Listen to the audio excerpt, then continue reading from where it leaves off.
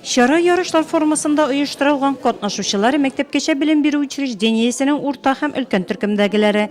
Барлыгы 9 гаилә командасы, бәйрәмнең төп символы ромашка. Наша история, наши праздники. Безнең тарих бәйрәмнәр алар матур, кызыклы, бигрәк тә гаиләгә багышланган бәйрәм. Где речь идет о семье.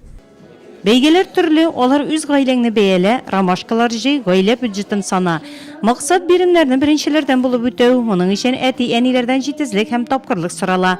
Гаиләләр үзләрен чын команда буларак күрсәтә. Мәсәлән, Вагановлар мондый бәйрәмне үткәрү идеясын бик теләп хуплый.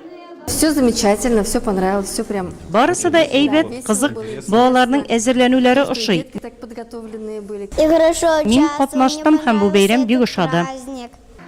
Бу вакытта жюри бәйгегә нәтиҗәләр ясады. Балалар шигырь укыдылар, җырлар җырладылар. Дуслык җиңде. Һәр гаиләне иң зыялы, кызыклы, акыллы һәм музыкаль гаилә номинациясендә диплом белән бүләкләделәр. Соңыннан күмәкләшеп җырлап әйләнделәр.